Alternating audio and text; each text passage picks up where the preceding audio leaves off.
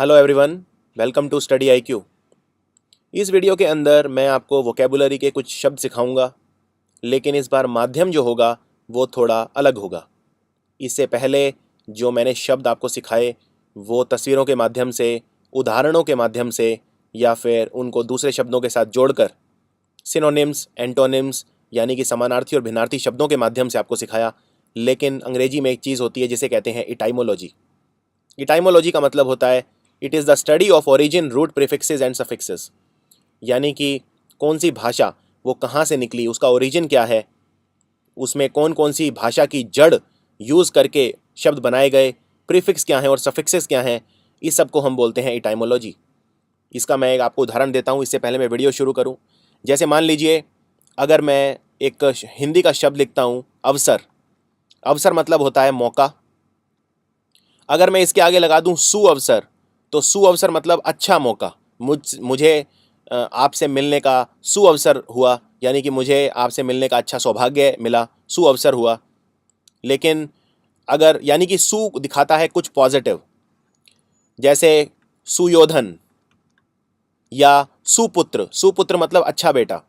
लेकिन अगर मैं सु की बजाय कु शब्द यूज़ करूं, जैसे कुपुत्र मतलब जो बेटा अच्छा ना हो, या फिर कुपौत्र, या फिर जितने भी शब्द आप कु से देखेंगे सारे एक नेगेटिव मीनिंग के साथ होंगे, क्योंकि कु जो है ये हिंदी में एक वर्ड रूट है। इसी तरह सु भी हिंदी में एक वर्ड रूट है। इसी तरह दु भी हिंदी में वर्ड रूट है। दु भी लगता है तो मतलब नेगेटिव। जैसे सुयोधन को अगर आप दुर्योधन कर देंगे तो दु मतलब नेगेटिव। इसी तरह से जिस तरह हिंदी भाषा में जो वर्ड रूट्स हैं ये शब्दों को बनाते हैं, अंग्रेजी में भी ये वर्ड रूट्स शब्दों को बनाने में मदद करते हैं। जितने भी शब्द हैं उनमें बहुत सारे शब्द ऐसे हैं जो किसी न किसी जड़ से बने हैं, और अगर आप उसकी जड़ पकड़ लेते हैं तो फिर शब्दों को याद रखना बहुत ही आसान हो जाता है। इस वीडियो में मैं ऐसे ही कुछ शब्द देखूंगा जिन्हें याद रखने के लिए आप वर्ड रूट्स का इस्तेमाल कर सकते हैं। ऐसा ज़रूरी नहीं है कि हर वर्ड के अंदर कोई वर्ड रूट होता है, लेकिन जानबूझकर इस वीडियो में, क्योंकि मैं इटाइमोलॉजी का मेथड यूज़ करूँगा, इसीलिए मैं वर्ड रूट्स का मेथड यूज़ करूँगा। तो चलिए स्टार्ट करते हैं। थोड़ा सा ध्यान आपको रखना होगा वर्ड के रूट्स के ऊपर। अंग्रेजी में शब्द है टेले। टेले वर्ड रूट पहला रूट है। इसको बोलते हैं फार ऑफ। अगर कोई चीज़ आपसे दूर होती है तो हम वर्ड यूज़ करते हैं टेले। अब ध्यान से सुनिए टेलीफोन शब्द कैसे बना। फ़ोन ये अपने आप में एक शब्द है। फ़ोन मतलब होता है साउंड, यानी कि आवाज़, और टेले मतलब होता है दूर। तो दूर का जब आप आवाज़ सुन सकते हैं तो उसे बोलते हैं टेलीफोन। तो टेले मतलब फार, फोन मतलब साउंड। जो आपको फार अवे साउंड सुनाए वो टेलीफोन। इसी तरह टेलीग्राम, अंग्रेजी में ग्राम या ग्राफ, GRAPH, ग्राफ, इन दोनों का मतलब होता है राइटिंग, लिखना, लेखनी। तो टेले मतलब दूर, ग्राम मतलब लेखनी, यानी जब आप दूर किसी को लिखते हैं तो टेलीग्राम। इसी तरह से टेलीपैथी बहुत ही अच्छा शब्द है। टेले मतलब दूर, पैथी क्या होता है? अंग्रेजी में पैथी शब्द आता है एक और शब्द से जिसको बोलते हैं पैथोस, यानी कि फीलिंग। आप कैसा फील करते हैं। फॉर एग्जाम्पल, अगर आप किसी के प्रति बहुत अच्छा फील करते हैं उसे बोलते हैं एम्पैथी। एम्पैथी यानी किसी के प्रति बहुत ही अच्छा फील करना, उसकी मदद करना, उसके प्रति दया का भाव रखना। अगर आप किसी के प्रति सहानुभूति रखते हैं, उसका दर्द समझते हैं, उसे बोलते हैं सिंपैथी। सिंपैथी और एम्पैथी में यह फ़र्क है कि जो एम्पैथी है ये थोड़ा स्ट्रांग वर्ड है, ज़्यादा स्ट्रांग वर्ड है। सिंपैथी यानी किसी से सहानुभूति रखना, लेकिन एम्पैथी मतलब बिल्कुल उसका दर्द समझना, बिल्कुल उसकी तकलीफ़ समझना, उसका निवारण करने का प्रयत्न करना, उसको बोलते हैं एम्पैथी। सिंपैथी और एम्पैथी दोनों ही पॉजिटिव वर्ड हैं, और पैथी जैसा मैंने बताया, पैथी मतलब फीलिंग, यानी दोनों में ही आप किसी दूसरे के प्रति बहुत ही सकारात्मक भाव रखते हैं, दया का भाव रखते हैं, दीनता, नम्रता का भाव रखते हैं। लेकिन अगर मैं पैथी के आगे ए लगा दूं, ए पैथी मतलब आपकी कोई फीलिंग नहीं है, ना पॉजिटिव ना नेगेटिव, नो फीलिंग्स। और एक होता है एंटीपैथी। एंटीपैथी मतलब नेगेटिव फीलिंग्स। एंटी मतलब ही होता है उल्टा, विपरीत, एंटी, अगर आप एंटी सोशल हैं मतलब आप लोगों के बीच जाना पसंद नहीं करते, अगर आप एंटी हैं किसी चीज़ के मतलब आप उस चीज़ का विरोध करते हैं, तो एंटीपैथी यानी नेगेटिव फीलिंग। सिंपैथी और एम्पैथी ये पॉजिटिव, एंटीपैथी नेगेटिव, और एपैथी मतलब कोई फीलिंग ना होना। और सिंपैथी और एम्पैथी में अगर आप कंफ्यूज हैं तो बस इतना याद रखिए कि एम्पैथी ज़्यादा स्ट्रॉन्गर वर्ड है। जैसे फॉर एग्जांपल अगर कोई मुझे कहता है कि मैं वज़न कम करना चाहता हूँ, मेरा वज़न बढ़ गया है, तो आप उसको बोलेंगे मैं आपकी बात समझता हूँ, यानी मैं आपके प्रति सहानुभूति रखता हूँ, यानी sympathy, I sympathise with you. लेकिन अगर आप खुद भी वज़न कम करना चाह रहे हैं और बहुत ज़्यादा प्रयत्नशील हैं लेकिन उसके बावजूद नहीं कम कर पा रहे हैं, तो आप कहेंगे आई एम्पैथाइज विद यू। उस केस में आपकी जो फीलिंग है ज़्यादा स्ट्रांग है, क्योंकि आप खुद जो पाथ, जो रास्ता दूसरे ने इख्तियार किया है, जो रास्ता दूसरा चल रहा है, वो उसी रास्ते पर आप भी चल रहे हैं, यानी आप उसका दर्द ज़्यादा समझते हैं क्योंकि you have walked in his shoes, तो यू एम्पैथाइज विद हिम। बस इतना फ़र्क है सिंपैथी और एम्पैथी में। और एपैथी क्या होता है? एपैथी होता है, मान लीजिए अगर आपने कोई एक्सीडेंट देखा सड़क के ऊपर और उस एक्सीडेंट में कोई घायल हो गया है, लेकिन आप चुपचाप साइड से निकल जाते हैं बिना उसको उठाए, यानी आप एपैथी दिखा रहे हैं, आपकी कोई फीलिंग्स नहीं है। और एंटीपैथी मतलब किसी के प्रति नफरत का भाव रखना, किसी चीज़ को नापसंद करना, उसको बोलते हैं एंटीपैथी। तो आप देख सकते हैं कि पैथी शब्द से ही कितने ज़्यादा वर्ड बन गए। अब टेलीपैथी, टेलीपैथी मतलब फीलिंग, टेले मतलब दूर, जैसा हमने देखा सारे शब्दों में टेले यूज हो रहा है, टेले मतलब दूर, और पैथी मतलब फीलिंग, यानी जब आप अपनी फीलिंग्स, टेले मतलब दूर, किसी दूर बैठे व्यक्ति को पहुंचा सकें, वहीं बैठे बैठे, उसको कहते हैं टेलीपैथी। जैसे कई बार कहते हैं कि दो लोग आपस में इतने क्लोज होते हैं कि अगर दूसरा व्यक्ति दूसरे देश में भी बैठा है और अगर उसके ऊपर कोई मुसीबत आ जाए तो पहले वाले को आभास हो जाता है, उस आभास को कहते हैं टेलीपैथी। तो यानी कि जब कोई आपसे बहुत दूर है और उसकी फीलिंग आपको पता चल जाती है तो वो है telepathy. Telepathy is a very strong word, it's a very good word for exam point of view. इसी तरह से है टेलीविजन। विस मतलब क्या होता है? देखना, इमेज। जब कोई किसी चीज की इमेज बनती है उसको बोलते हैं विस। विस से विजन, विजन मतलब देखना। जैसे कहते हैं कि आपकी आंखों का विजन कितना है, आपकी आंखों की जो देखने की शक्ति है वो कितनी है, विजन मतलब देखना। तो टेले मतलब दूर, दूर का देखना यानी टीवी यानी टेलीविजन, इसलिए इसका नाम रखा टेलीविजन। टेले मतलब दूर, विजन मतलब देखना। टेलीफोटो, टेलीफोटो, फोटो मतलब होता है प्रकाश यानी लाइट। जैसे आपने सुना होगा पौधे खाना बनाते हैं, उसको बोलते हैं फोटोसिंथेसिस। फोटोसिंथेसिस, फोटोसिंथेसिस मतलब प्रकाश की मदद से खाना बनाना, कुछ बनाना। सिंथेसिस मतलब कुछ बनाना, और फोटो मतलब ऊर्जा यानी लाइट। तो लाइट फ्रॉम फार अवे, अगर दूर से कोई रोशनी आती है तो उसे बोलेंगे टेलीफोटो। टेलीस्कोप, टेलीस्कोप मतलब टेले मतलब दूर, जो दूर की चीज आपको दिखाए उसको बोलते हैं टेलीस्कोप। सो आई होप अब आपको थोड़ा सा आइडिया हो गया होगा कि इस वीडियो के अंदर हम शब्दों को किस तरह से स्मरण करने का प्रयत्न करेंगे। दूसरा शब्द मैंने आपको बताया था फोन। ये एक अंग्रेजी में वर्ड रूट है PHON। फोन मतलब होता है आवाज, साउंड। एक बात याद रखिए, साउंड और नॉइज में भी फर्क होता है। नॉइज होता है ना चाही हुई आवाज, यानी बहुत ही कर्कश आवाज, उसको बोलते हैं नॉइज। कभी भी आप सुनेंगे नॉइज पॉल्यूशन, कभी भी साउंड पॉल्यूशन नहीं सुनेंगे। क्यों? क्योंकि जो आवाज़ तो हमें चाहिए, आवाज़ के बिना तो काम चल ही नहीं सकता। अब मैं ये वीडियो में बोल रहा हूँ, ये भी आवाज़ है, पर क्या ये कर्कश आवाज़ है, क्या ये नॉइज़ है या ये साउंड है? तो साउंड। नॉइज़ मतलब अनचाही आवाज़, उसे बोलते हैं नॉइज़। जैसे बहुत ज़्यादा अगर कोई ट्रक आवाज़ कर रहा है, गाड़ी आवाज़ कर रही है, तो वो नॉइज़ पॉल्यूशन क्रिएट कर रही है, साउंड पॉल्यूशन नहीं। साउंड मतलब जो आवाज़ जो ज़रूरी है वो साउंड है, और नॉइज़ मतलब अनचाही आवाज़। फ़ोन मतलब साउंड। तो माइक्रोफोन क्या होता है? माइक्रोफोन एक ऐसा इंस्ट्रूमेंट है, एक ऐसा औजार है जो जो साउंड की जो वेव्स हैं उन्हें इलेक्ट्रिकल एनर्जी में कन्वर्ट करता है, इसे बोलते हैं माइक्रोफोन। माइक्रो मतलब होता है अंग्रेजी में छोटा।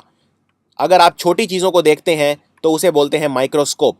वो औजार, वो इंस्ट्रूमेंट जिसकी मदद से छोटी चीज़ों को देखते हैं, सूक्ष्म चीज़ों को देखते हैं, उसे बोलते हैं माइक्रोस्कोप। माइक्रो मतलब सूक्ष्म। इसी तरह से अगर आप छोटी, बहुत ही सूक्ष्म जीवित चीज़ों को पढ़ते हैं उसे बोलते हैं माइक्रोबायोलॉजी। बायो मतलब जिंदा, लॉजी मतलब किसी चीज़ को पढ़ना, और माइक्रो मतलब सूक्ष्म, यानी छोटे सूक्ष्म जीवों को पढ़ना, माइक्रोबायोलॉजी। फोनेटिक्स क्या होगा? फोन मतलब आवाज़, फोनेटिक्स मतलब अगर आवाज़ को आप पढ़ते हैं, साउंड्स को पढ़ते हैं और उनकी क्लासिफिकेशन को पढ़ते हैं, उनको क्लासिफाई करते हैं, तो उसको बोलते हैं फोनेटिक्स का विज्ञान। होमोफोन, होमो का मतलब होता है सिमिलर, एक जैसा, सिमिलर, और फोन मतलब आवाज़। तो ऐसे साउंड जो बिल्कुल एक जैसे सुनाई देते हैं वो है होमोफोन। जैसे अगर मैं बोलता हूँ अफेक्ट और इफेक्ट, यानी ये लगभग एक जैसे ही सुनाई देते हैं, हालांकि इनके जो मीनिंग है उनमें ज़मीन और आसमान का फ़र्क है।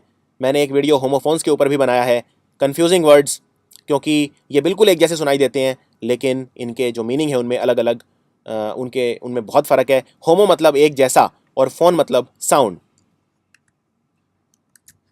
अब अगर मैं आपको बोलूं यूफोनी क्या होगा? यू का मतलब होता है अच्छा, जैसे यूलोजी मतलब किसी की तारीफ करना, यू मतलब कुछ भी, कहीं पे भी अगर यू आ जाए मतलब कुछ अच्छा होगा, गुड, वेल। फोन मतलब साउंड, तो यूफोनी क्या होगा? अच्छा साउंड, मधुर साउंड, एक ऐसा साउंड जिसे सुनकर मजा आ जाए, बहुत ही मीठा, सुरीला, कर्णप्रिय, कानों को अच्छा लगने वाला। तो इसका मीनिंग है the quality of being pleasing to the ear, यानी जो कानों को अच्छा लगे, कर्णप्रिय हो, वो है यूफोनी। यूलॉजी क्या होगा? यूलॉजी मतलब किसी की तारीफ करना, किसी के प्रति अच्छे शब्द बोलना, उसको बोलते हैं यूलॉजी। और यूफेमिज्म क्या होता है?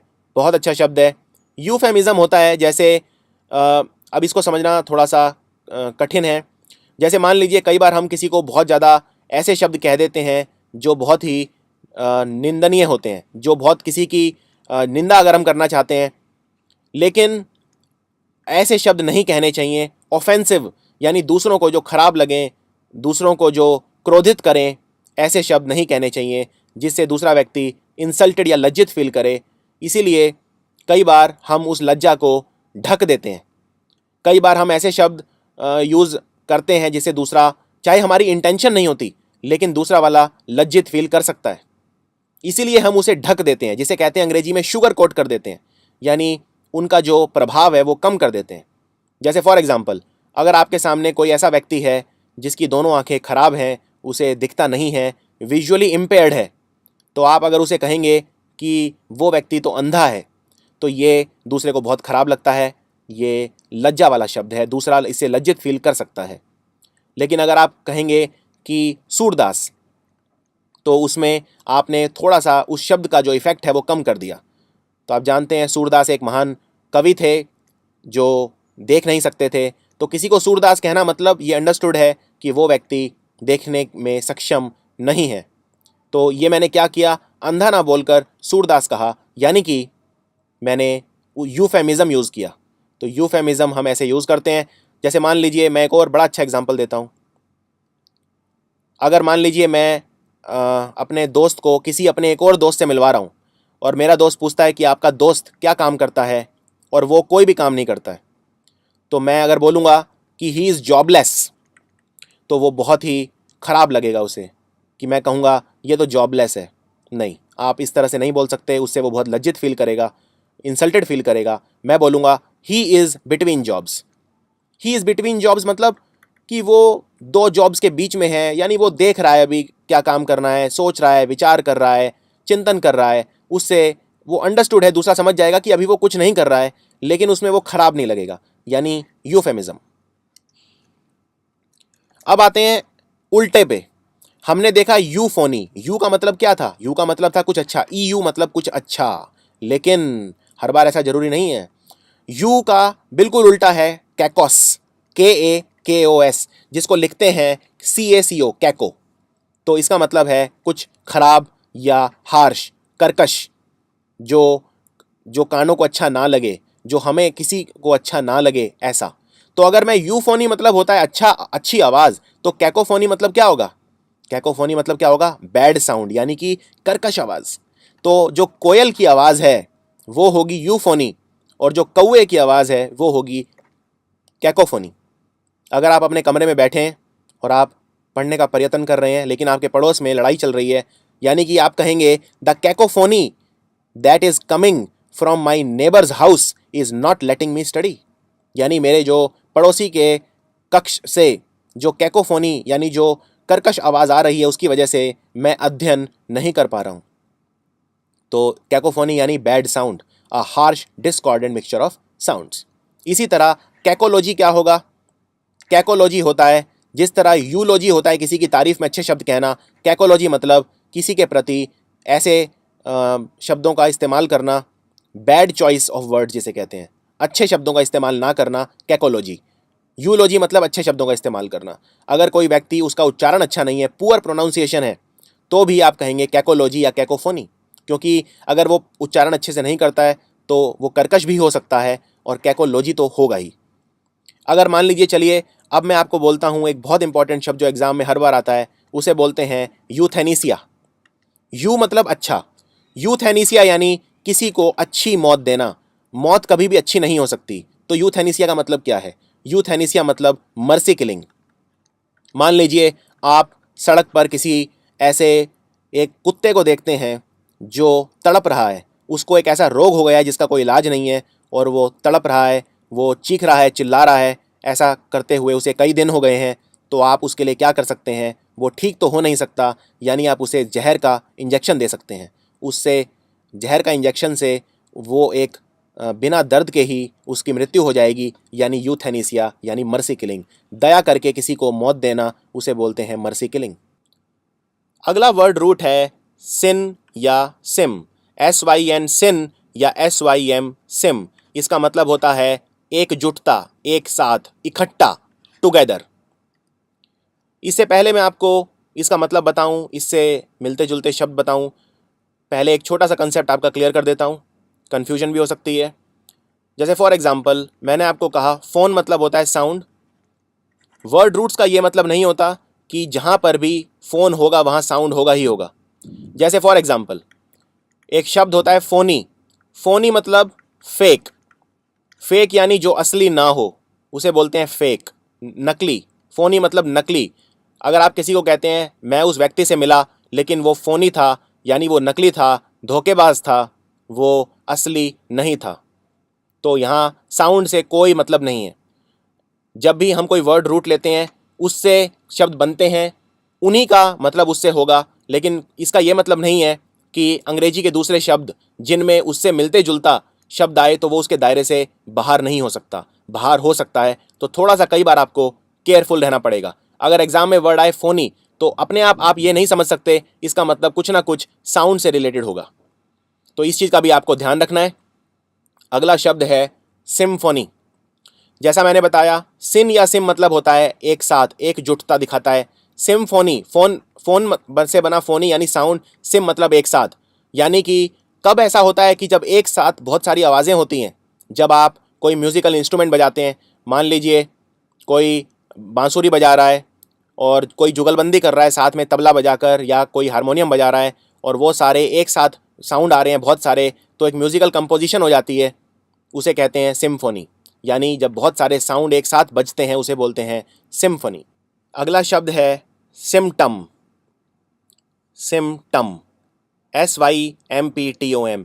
कोई बीमारी का लक्षण, लक्षण को बोलते हैं सिम्टम। अब सिम्टम शब्द कैसे बना? सिम मतलब होता है साथ, टुगेदर। तो जो चीज़ बीमारी अपने साथ लेकर आती है वो है सिम्टम। जैसे अगर आपको टाइफॉइड हो गया तो टाइफॉइड अपने साथ क्या लेकर आएगा? बुखार लेकर आएगा, यानी बुखार और टाइफॉइड टुगेदर आएंगे, साथ साथ आएंगे। तो जो चीज़ साथ आती है, बुखार टाइफॉइड का हो गया सिम्टम यानी लक्षण। सिमेट्री। सिमेट्री क्या होती है? जैसे आप गणित पढ़ते हैं, गणित के अंदर आप सिमेट्री पढ़ते हैं, यानी दो ऐसे वस्तुएं जो एक साथ एक ही तरह से नापी जा सकती हैं। जैसे फॉर एग्जांपल ये कोई स्क्वायर है, अगर मैं इसे दो भागों में काट दूं, ये दोनों एक साथ एक जैसे हैं, यानी सिमेट्री है। तो ये दोनों एक साथ मेजर किए जा सकते हैं एक ही तरह से। सिनर्जी। सिनर्जी मतलब जब एक जुटता होती है, जैसे कहते हैं कि एक और एक 11 हो जाते हैं। क्यों? क्योंकि दोनों में एक सिनर्जी है, यानी एक जुटता। जो दो लोगों के एक साथ होने से दोनों की जो क्वालिटी बढ़ जाती है उसे बोलते हैं सिनर्जी। इसके लिए एक और भी शब्द है अंग्रेजी में जिसे बोलते हैं कॉम्प्लीमेंट, COMPLE, याद रखिए PLI नहीं, PLE। किसी की जब आप तारीफ करते हैं तो उसमें जो कॉम्प्लीमेंट देते हैं वो आई है, मैं बात कर रहा हूँ ई। कॉम्प्लीमेंट का मतलब होता है दो चीज़ें जब एक दूसरे की गुणवत्ता बढ़ाती हैं, एक दूसरे की क्वालिटी बढ़ाती हैं, उसे बोलते हैं कॉम्प्लीमेंट या सिनर्जी। तो जैसा मैंने बताया, सिन का मतलब तो है एक साथ, लेकिन एंट का मतलब है उल्टा यानी ऑपोजिट। जैसे सिनोनिम, सिनोनिम मतलब क्या होता है? एक साथ, यानी समानार्थी शब्द, क्योंकि उनका मतलब भी वही है तो वो भी सेम अर्थ साथ लेकर आएंगे। तो सिनोनिम मतलब समानार्थी शब्द और इसका उल्टा एंट, एंट मतलब ऑपोजिट। तो एंटोनिम मतलब ऑपोजिट यानी भिन्नार्थी शब्द, तो इसलिए इसको कहते हैं सिनोनिम और एंटोनिम। निम मतलब होता है नाम, नेम। अब जैसे देखते हैं, एंट मतलब उल्टा, तो एंट से बना एंटी, एंटी का मतलब भी उल्टा।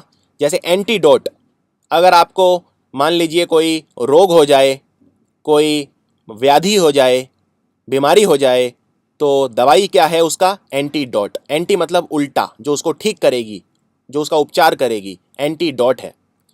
यानी रेमेडी, रेमेडी मतलब उपचार। कहते हैं जहर जहर को काटता है।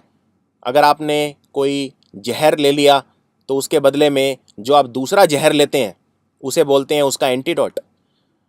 जैसे विज्ञान में 3 तरह की ब्रांचेज होती हैं मेडिसिन की। एक होती है आयुर्वेदिक। आयुर्वेदिक के अंदर हम जो हमारी प्रकृति से प्रकृति की जो चीज़ें हैं नेचुरल, वो देते हैं। जैसे अगर आपके गले में कुछ हो गया तो आप चाय में अदरक डाल देंगे या चाय में हल्दी डाल देंगे, तो वो आयुर्वेदिक है। एक होती है एलोपैथी, यानी जो अंग्रेजी दवाइयाँ हम खाते हैं, पैरासीटामोल, केमिकल खाते हैं, वो है एलोपैथी। और एक होती है होम्योपैथी। होम्योपैथी का सिद्धांत क्या है? होम्योपैथी का सिद्धांत है एंटीडोट, यानी जहर जहर को मारता है, उसको बोलते हैं होम्योपैथी। मैंने आपको बताया था होमो मतलब क्या होता है? एक जैसा, एक जैसा, उसे बोलते हैं होमो। और होमो से बना होम्योपैथी, यानी एक जैसा, यानी जहर के बदले जहर देना, उसे कहते हैं होम्योपैथी, यानी एंटीडोट। एंटीबायोटिक क्या होती है? एंटी मतलब क्या है? उल्टा। बायोटिक क्या होता है? बायो मतलब होता है जिंदा। अगर कोई जिंदा चीज से आपको व्याधि रोग हो जाए तो आप एंटीबायोटिक खाएंगे। जैसे कोई बैक्टीरिया अगर आपके अंदर घुस गया, कोई वायरस घुस गया, तो ये जिंदा चीज है। जैसे बैक्टीरिया के खिलाफ आप जो दवाई खाओगे, पेनिसिलिन खाओगे, स्ट्रेप्टोमाइसिन, स्ट्रेप्टोमाइसिन या टेट्रा साइक्लिन, क्लोरमफेनिकोल, ये सब क्या हैं? एंटीबायोटिक हैं। तो जिंदा चीज क्या है यहाँ पे? सूक्ष्म जीव यानी माइक्रो ऑर्गेनिज्म, उनके खिलाफ जो दवाई है वो है एंटीबायोटिक। एंटी फ्रीज, फ्रीज मतलब क्या होता है? कोई चीज जम जाना। लेकिन एंटी फ्रीज मतलब क्या हो जाएगा? कोई चीज जो जमने ना दे। जैसे गाड़ियों का जो इंजन है, हम उसमें एक खास तरह का तेल डालते हैं, खास तरह का लिक्विड डालते हैं, जो गाड़ियों के इंजन को सर्दियों में फ्रीज नहीं होने देता। एंटी परस्पिरेंट, एंटी परस्पिरेंट यानी जो परस्पिरेशन मतलब होता है पसीना आना, शरीर से पसीना आना, तो एंटी परस्पिरेंट होगा जो शरीर से जो पसीना आता है उसके खिलाफ लड़े, परस्पिरेशन के खिलाफ लड़े, एंटी परस्पिरेंट। एंटी सोशल, अगर मैं लोगों के बीच जाना पसंद नहीं करता, मैं सोशल नहीं हूं, तो मैं हूं एंटी सोशल। मैं एकांत में रहना पसंद करता हूं, मैं बहिर्मुखी नहीं हूं, अंतर्मुखी हूं, यानी एक्सट्रोवर्ट नहीं हूं। वो लोग जो लोगों के बीच रहना पसंद करते हैं, अपनी जो भावनाएं हैं, अपने जो विचार हैं, खुलकर दूसरों के सामने रखते हैं, उन्हें कहते हैं बहिर्मुखी यानी एक्सट्रोवर्ट।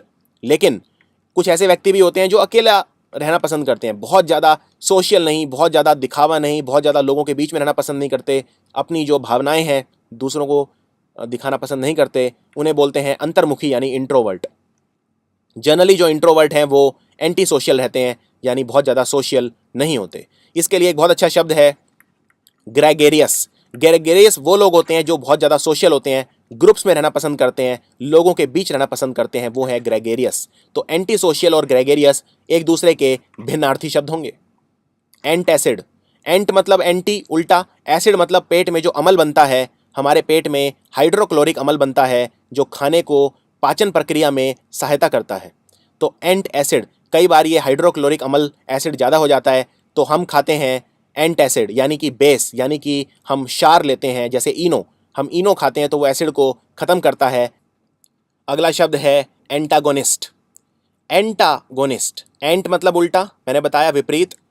अगर आप किसी व्यक्ति के विचारों का खंडन करते हैं, उस व्यक्ति के विचारों को ओपोज करते हैं, आपके विचार उससे नहीं मिलते, आप उसके विचारों को काटते हैं और उसके, जिसे कहते हैं कि आप उसकी बातों का प्रतिरोध करते हैं, तो उसे बोलते हैं एंटागोनिज्म, यानी एंटागोनिस्ट हैं आप उसके उल्टे हैं, उस व्यक्ति के निंदक हैं, तो उसे बोलते हैं एंटागोनिस्ट।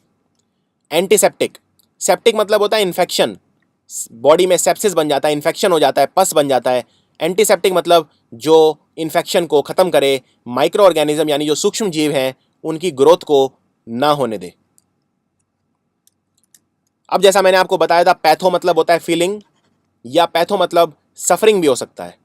फीलिंग तो होता ही है लेकिन सफरिंग भी होता है। सफरिंग मतलब क्या होता है, जैसे कोई बीमारी हो जाए तो उसे बोलते हैं पैथो। जैसे कभी आप अपनी बीमारी को चेक कराने जाते हैं तो पैथोलॉजी लैब जाते हैं, जहाँ पे आप शुगर टेस्टिंग करवाते हैं, जहाँ पे आप मल मूत्र की जांच करवाते हैं, ब्लड टेस्ट करवाते हैं। ये सारी जगह कहाँ पे होती हैं, ये सारी चीज़ पैथोलॉजी लैब। क्यों? पैथो मतलब डिजीज़ या बीमारी, व्याधि, सफरिंग जिसे कहते हैं। लेकिन पैथो का मैंने एक मतलब और बताया था, फीलिंग्स, आपकी भावनाएं। तो एपैथी, एंटीपैथी, सिम्पैथी और टेलीपैथी, ये सारे मैं ऑलरेडी आपको एक्सप्लेन कर चुका हूँ। और पैथोलॉजी क्या होती है? जब हम बीमारियों की स्टडी करते हैं, लॉजी मतलब किसी चीज़ को पढ़ना और पैथो मतलब सफरिंग, तो सफरिंग्स की स्टडी यानी बीमारी की स्टडी यानी पैथोलॉजी। ग्राफ का मतलब होता है टू राइट, लिखना। जैसा मैंने बताया, ग्राफ या ग्राम दोनों का मतलब लिखना। मैंने आपको एक शब्द बताया था टेलीग्राम, टेली मतलब फार, दूर, और ग्राम मतलब लिखना, दूर लिखना यानी टेलीग्राम। ऑटो मतलब होता है खुद, सेल्फ। जैसे हम कहते हैं ऑटोमेटिक, ऑटोमेटिक कोई चीज़ कब होती है? जब वो खुद अपना काम करती है, यानी स्वचालित होती है, खुद चलती है, तो ऑटोमेटिक। ऑटो मतलब खुद। और बायो, जैसा मैं बता चुका हूँ, बायो मतलब जीवन, जिसमें जीवन हो वो है लिविंग यानी बायो। अब पहला शब्द कैकोग्राफी। कैको मैंने बताया था, कैको बना कैकोस से, मतलब जब कुछ अच्छा ना हो। ग्राफ मतलब लिखना, ग्राफी मतलब लेखनी। तो कैकोग्राफी क्या हो गया? बैड हैंड राइटिंग, जब आपकी लेखनी, आपकी जो लिखने का तरीका है वो बहुत ही गंदा हो, वो है कैकोग्राफी। बिब्लियोग्राफी, बिब्लियो का मतलब होता है किताब, तो बिब्लियोग्राफी हो गई the written list of all the books used in a report और बुक। जैसे फॉर एग्जांपल, अगर आप कोई बुक खोलते हैं तो उसमें उस लेखक की लिखी हुई दूसरी किताबों का पूरा एक वर्णन होता है एक पेज पर, वो है बिब्लियोग्राफी। बिब्लियोग्राफी यानी जो भी किताब यूज़ होती हैं उसको बोलते हैं बिब्लियोग्राफी। या फिर आप कोई आर्टिकल लिखते हैं, जर्नल लिखते हैं, उस जर्नल को लिखने के लिए आपने जिन किताबों का इस्तेमाल किया, बिब्लियो मतलब बुक और ग्राफ मतलब लिखना, तो जो किताबें लेखनी में यूज़ हुई वो बिब्लियोग्राफी। अगर मैं आपको बोलूं बिब्लियोफाइल का मतलब क्या होता है? बिब्लियो मतलब बुक, फाइल मतलब किसी चीज़ को प्यार करना, किसी चीज़ को पसंद करना या अट्रैक्शन। तो जो व्यक्ति किताबों को पसंद करता है वो है बिब्लियोफाइल। बायोग्राफी क्या हो गई? बायो मतलब जीवन, जीवित कोई चीज़ है, ग्राफ मतलब लिखना, किसी जीवित व्यक्ति के बारे में लिखना, वो हो गई बायोग्राफी। बेसिकली किसी व्यक्ति के बारे में लिखना। अगर किसी मृत व्यक्ति के बारे में भी आप लिखते हो, पर क्योंकि वो जिंदा था एक समय, वो बायो था यानी लिविंग था, तो वो भी हो गई बायोग्राफी। अब अगर मैं बायोग्राफी के आगे लगा दूं ऑटो, ऑटोबायोग्राफी, तो ऑटो मतलब खुद, यानी खुद अपने बारे में लिखना यानी आत्मकथा, ऑटोबायोग्राफी। लिथो मतलब होता है पत्थर। जैसे हमारी जो ज़मीन है, ज़मीन का ज़्यादातर हिस्सा तो पानी से घिरा हुआ है, लेकिन जहाँ पर चट्टान है उसे बोलते हैं लिथोस्फीयर। लिथोस्फीयर यानी जो कठोर हिस्सा है ज़मीन का उसे बोलते हैं लिथोस्फीयर। तो लिथो मतलब क्या होता है? लिथो मतलब चट्टान या पाषाण, स्टोन। तो लिथोग्राफ क्या हो गया? ग्राफ मतलब लिखना, लिथो मतलब पत्थर, पत्थर के ऊपर लिखना यानी लिथोग्राफ। जैसे आप कई पुरातत्व जो इमारतें हैं, पुरानी इमारतें, वहाँ जाओगे तो पत्थरों पर बहुत सारी चीज़ें लिखी रहती हैं पुरानी, वो क्या हैं? लिथोग्राफ। अगर मैं आपको बोलूँ मोनोलिथ क्या होता है? तो ध्यान से सुनिए, लिथ मतलब पत्थर, लिथो से बना लिथ, और मोनो मतलब क्या होता है? अकेला। जैसे कई बार कहते हैं मोनोप्ले, मोनोप्ले यानी अकेले जब आप कोई एक्टिंग करते हैं तो वो है मोनोप्ले। तो मोनो मतलब अकेला, तो मोनोलिथ क्या हो गया? अकेला पत्थर। यानी जब कोई एक ही पत्थर से बनाई हुई चीज होती है उसे बोलते हैं मोनोलिथ। जैसे भारत में बहुत सारी ऐसी आकृतियां हैं जो एक ही पत्थर से बनाई गई हैं। मान लीजिए आप कोई स्टैचू बनाते हैं किसी महापुरुष का, पर एक ही पत्थर को काट के बनाते हैं, एक ही पत्थर को तराश कर बनाते हैं, तो वो हो गया मोनोलिथ। और मेगा, मेगा मतलब होता है बहुत ही बड़ा, बहुत ही विशाल। विशाल जब कोई बहुत ही बड़ी चीज होती है वो है मेगा। तो मेगालिथ क्या हो गया? बहुत ही बड़ा पत्थर, बहुत ही बड़ा पत्थर, उसे बोलते हैं मेगालिथ। लिथोलॉजी क्या हो गई? लिथोलॉजी हो गई पत्थरों की स्टडी या पाषाणों की स्टडी, रॉक्स, चट्टानों की स्टडी हो गई लिथोलॉजी। लॉजी मतलब पढ़ाई किसी चीज की, और लिथोस्फीयर हो गया जमीन का रॉकी यानी जो चट्टान वाला पार्ट है वो हो गया लिथोस्फीयर। फोटो मैंने बताया था, फोटो मतलब होता है प्रकाश। मैंने आपको एक एग्जांपल भी दिया था, फोटोसिंथेसिस। अब ग्राफ मतलब होता है लिखना, फोटो मतलब प्रकाश, प्रकाश की मदद से लिखना यानी फोटोग्राफी। फोटोग्राफी बिना लाइट के हो ही नहीं सकती, इसीलिए इसको बोलते हैं फोटो। फोटो मतलब प्रकाश की मदद से जो लिखना। और क्या लिखते हैं इसमें? आप जो सामने देखते हैं वो प्रकाश की मदद से लिख देते हैं, यानी फोटोग्राफी। और फोटोग्राफी जो करे फोटोग्राफर। अगला शब्द है फोटोमीटर। फोटो, जैसा मैंने बताया, फोटो का मतलब होता है लाइट, और मीटर का मतलब होता है एक नापने की इकाई। वैसे मीटर शब्द बना मैट्रिक से, यानी किसी चीज को नापना। तो ये आपको याद रखना है। ये सारे शब्द बने हैं मेंसुरेशन से। मेंसुरेशन मतलब किसी चीज को नापना। आप जैसे मैथ्स के अंदर पढ़ते हैं मेंसुरेशन, क्योंकि उसमें आप चीज़ों को नापते हैं यानी उन्हें मेंसर करते हैं। तो MENSURE, मेंसर मतलब नापना, और इसीलिए इसे कहते हैं ज्योमेट्री। मैट्री मतलब अगेन नापना। अगर कोई ऐसी चीज़ है जिसे आप नाप ही ना पाएं तो वो है इमेंस। जैसे फॉर एग्जांपल, अगर मैं आपसे पूछूं कि भगत सिंह का हमारी स्वतंत्रता मिलने में योगदान कितना था, तो क्या आप उसे नाप सकते हैं? नहीं, वो था इमेंस, इतना ज्यादा कि नापा ही नहीं जा सकता, इतना बड़ा, इतना विशाल काय। इमेंस, मेंस मतलब नापना, आगे इम लगा दिया, मतलब हो गया उल्टा, यानी इमेंस मतलब जिस चीज को नापा ना जा सके। सो फोटोमीटर मतलब एक ऐसा इंस्ट्रूमेंट जो प्रकाश कितना तेज है, कितनी इंटेंसिटी है, उसे नापने के काम आए। फोटोजेनिक, फोटोजेनिक, फोटो मतलब होता है लाइट। तो ऐसा व्यक्ति जो लाइट में यानी कि फोटो के अंदर अच्छा लगे। जैसे कई बार कहते हैं कि मेरा चेहरा फोटोजेनिक है, यानी कोई भी मेरी अगर फोटो खींचता है तो वो काफ़ी अच्छी आती है, यानी photogenic, someone who looks good in photos. Photon, बिजली या जो लाइट है, लाइट का कोई भी तत्व यानी कोई भी छोटा सा पार्टिकल, उसे कहते हैं फोटोन। इसके अंदर एक certain amount of energy packed होती है, तो फोटोन को हम एनर्जी पैकेट भी बोल सकते हैं। और फोटोसिंथेसिस, प्रकाश की मदद से जो पौधे खाना बनाते हैं उसे बोलते हैं फोटोसिंथेसिस। ये मैं ऑलरेडी एक्सप्लेन कर चुका हूं। कैलोस, कैलोस का मतलब होता है खूबसूरती, ब्यूटी। और ग्राफी, मैंने कहा था लिखना, लेखनी, ग्राफ, ग्राम, ग्राफी। तो कैलोस, जिस तरह वर्ड था कैकोस, कैकोस मतलब कुछ भी भद्दा जो खूबसूरत ना हो, गंदा, कैकोस, जिससे वर्ड बना था कैको। तो अगर कैकोग्राफी था बदसूरत हैंडराइटिंग, जो हैंडराइटिंग अच्छी नहीं होती, जैसे कई डॉक्टर लिखते हैं, कैकोग्राफी। तो कैलीग्राफी मतलब क्या होगा? कैलोस का मतलब होता है ब्यूटी, खूबसूरती, तो कैलीग्राफी होगा बहुत ही खूबसूरत लिखना, बहुत ही खूबसूरत तरीके की हैंडराइटिंग, उसे बोलते हैं कैलीग्राफी। तो कैकोग्राफी का उल्टा है कैलीग्राफी। तो calligraphy, I hope you have understood. मैंने आपको बताया था मोनो, जैसे mono acting, mono play. Mono acting मतलब जब कोई व्यक्ति अकेला खड़ा होकर एक्टिंग करता है। मोनो और सोलो, सोलो का मतलब भी होता है अकेला। जैसे सोलो, कोई म्यूजिक गाता है, सोलो, सोलो मतलब वो अकेला गा रहा है, तो सोलो मतलब अकेला गाना। सोलो और मोनो का मतलब, दोनों का मतलब वन या सिंगल या अकेला। तो मोनोपोली क्या होगा?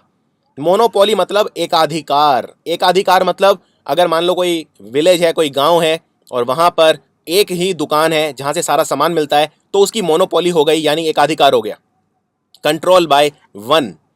मोनोलॉग क्या हो गया? मोनो मतलब एक, लोग मतलब लिखना, लॉजी, लॉजी मतलब किसी चीज की पढ़ाई, और किसी चीज की पढ़ाई कैसे हो सकती है? या तो लिखकर या बोलकर। तो मोनोलॉग मतलब जब कोई व्यक्ति अकेला स्पीच देता है तो स्पीच को हम मोनोलॉग भी बोलते हैं। मोनो मतलब अकेला, लोग मतलब लिखना या बोलना, तो मोनोलॉग में हम उच्चारण, अकेला व्यक्ति जब खड़ा होकर स्पीच देता है उसे बोलते हैं मोनोलॉग। मोनोटोनस, मोनो मतलब एक, टोनो, टोनो शब्द बना टोन से। टोन, अगर रोज एक ही टोन आप सुनते हैं, कोई एक ही चीज टोन, तो वो हो गया मोनोटोनस, आप उससे बोर हो जाएंगे। तो मोनोटोनस मतलब बोरिंग। जैसे फॉर एग्जांपल अगर आप रोज एक ही तरह की दाल खाते हैं तो आप उससे 7-8 दिन के अंदर ही बोर हो जाएंगे, यानी वो मोनोटोनस हो जाएगा। मोनोटोनस, एक ही टोन में। मोनोसिलेबल मतलब एक ही सिलेबल, एक ही अक्षर। मॉन्क, मॉन्क बोलते हैं ब्रह्मचारी को। मॉन्क, जिसे हम योगी भी कह देते हैं, जो सारे जो सांसारिक सुख है उन्हें छोड़ के जो मेटाफिजिक्स है या जो सामने नहीं है उसकी तरफ जाता है, भगवान की प्राप्ति के लिए जाता है। तो जो व्यक्ति अकेला अ, अकेला जीवन व्यापन करना चाहता है तो उसे बोलते हैं मॉन्क। मॉन्क बना मोनो से, मोनो मतलब अकेला, ब्रह्मचारी हमेशा अकेला रहता है, गृहस्थ जीवन को नहीं अपनाता है, यानी मॉन्क।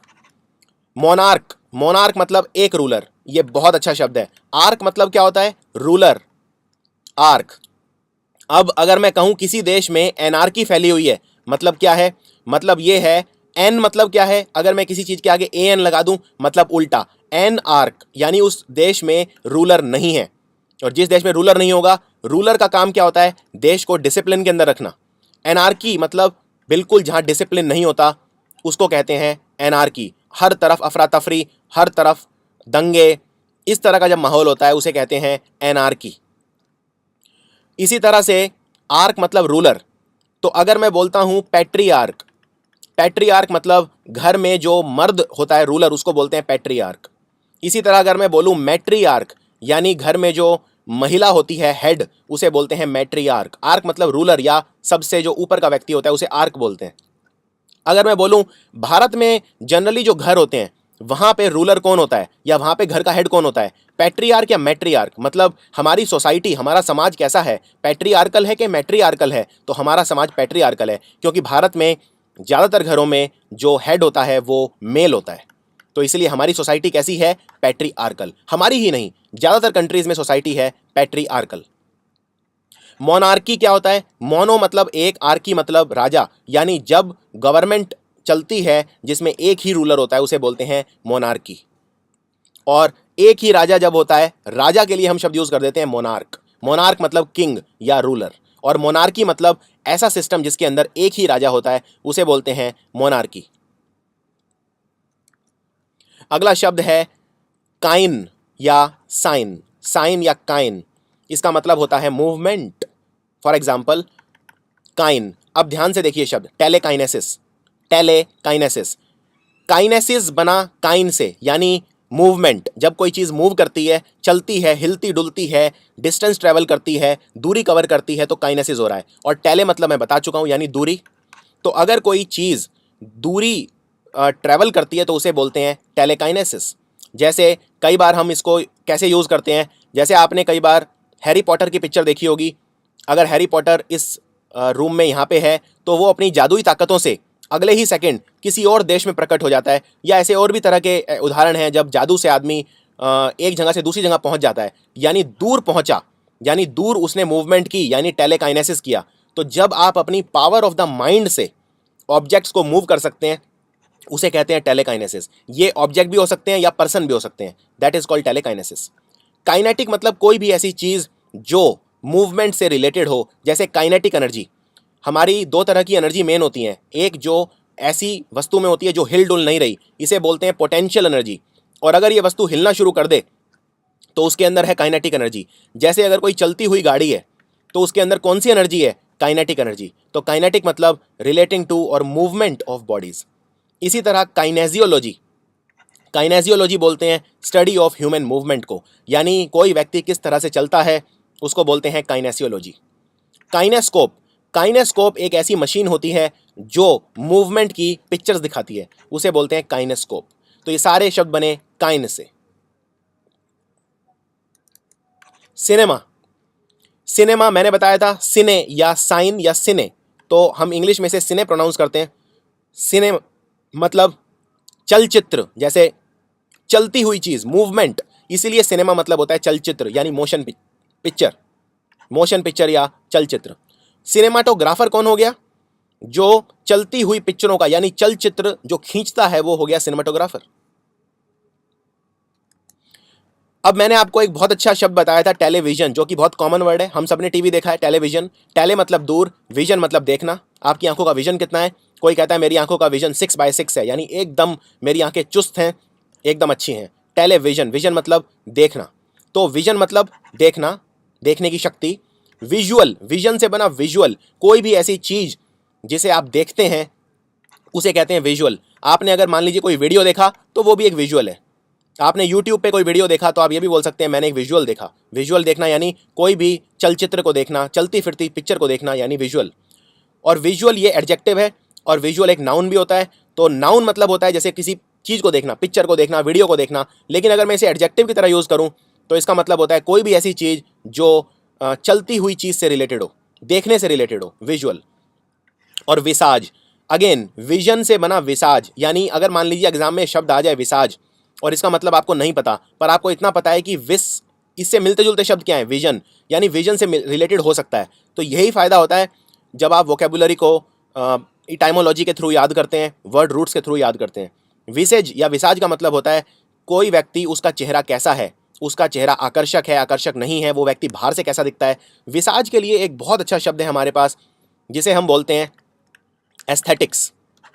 एस्थेटिक्स भी मतलब होता है बाहर से कोई कैसा दिखता है, उसे बोलते हैं एस्थेटिक्स। तो विसाज मतलब एक व्यक्ति का चेहरा कैसा है, उसकी आकृति कैसी है, उसकी शक्ल सूरत कैसी है, उसके फीचर्स कैसे हैं फेस के, तो वो सब है विसाज। इसी तरह विजिबल, अगेन ये सब शब्द बने हैं विजन से। कोई भी ऐसी चीज जिसे देखा जा सके वो है विजिबल, और यानी कि दृश्य। और अगर कोई अदृश्य है तो मतलब इनविजिबल। शब्दों के आगे अगर मैं इन, एन, ए ये सब लगा देता हूं तो मतलब उनका उल्टा हो जाता है। तो इनविजिबल मतलब जो जिसे देखा नहीं जा सके यानी अदृश्य।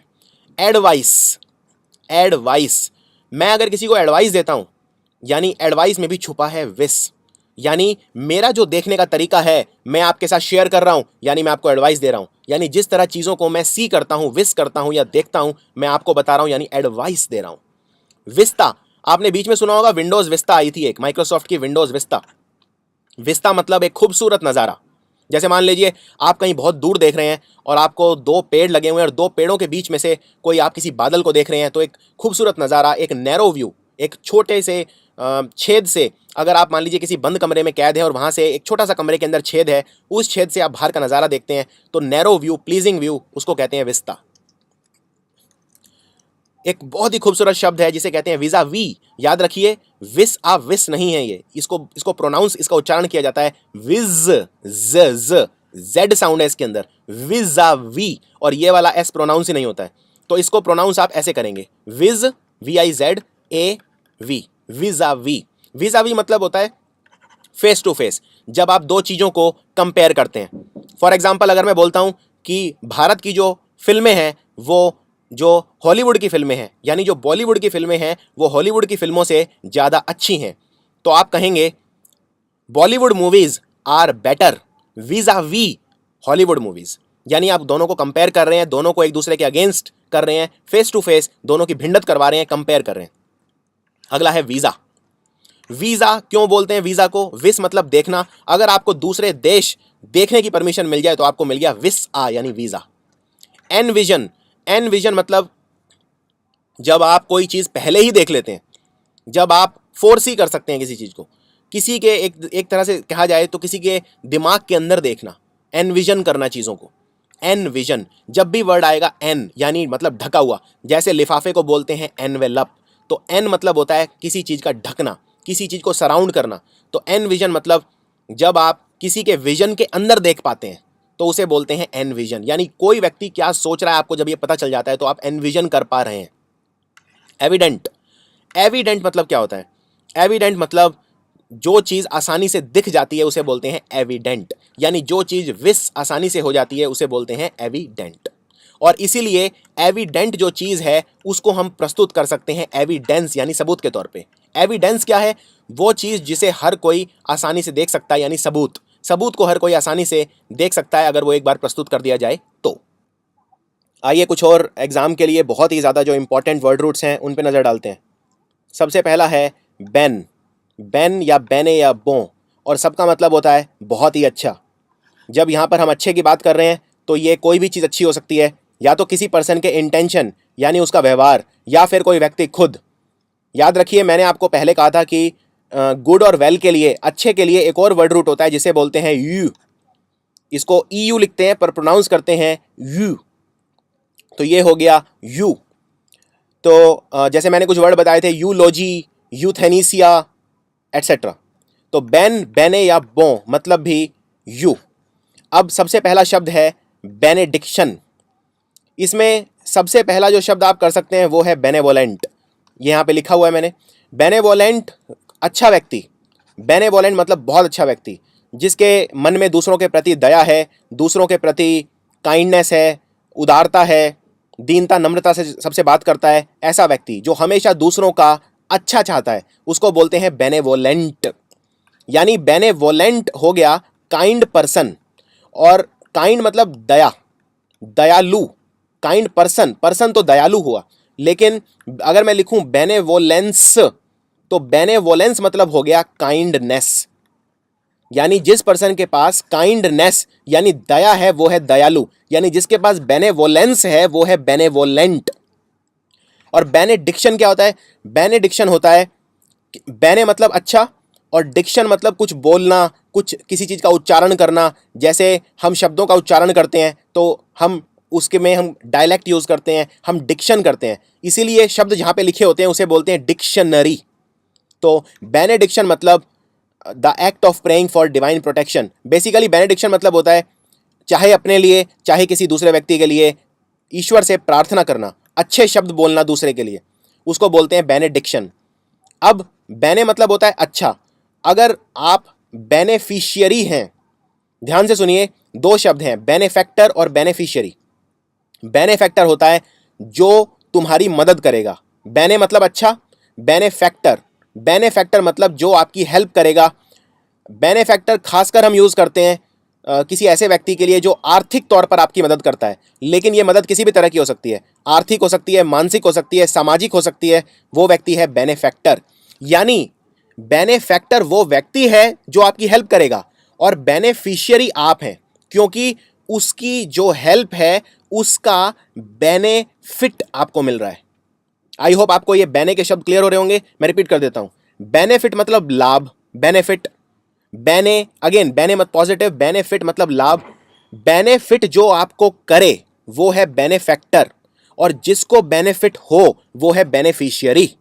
जैसे फॉर एग्जांपल मान लीजिए आपके कोई सगे संबंधी हैं, बहुत बूढ़े हैं, और वो आपके लिए एक जमीन का टुकड़ा अपनी जायदाद में छोड़ जाते हैं, तो वो है बेनेफैक्टर। आप है बेनेफिशियरी और जायदाद है आपका बेनिफिट। तो आई होप आपको ये फर्क समझ में आ गया होगा सारे शब्दों के अंदर। आगे बढ़ते हैं। बिनाइन। देखिए दो तरह के सिचुएशन होते हैं हमारी लाइफ में, एक बिनाइन और एक मैलिग्नेंट। कैंसर भी दो तरह के होते हैं।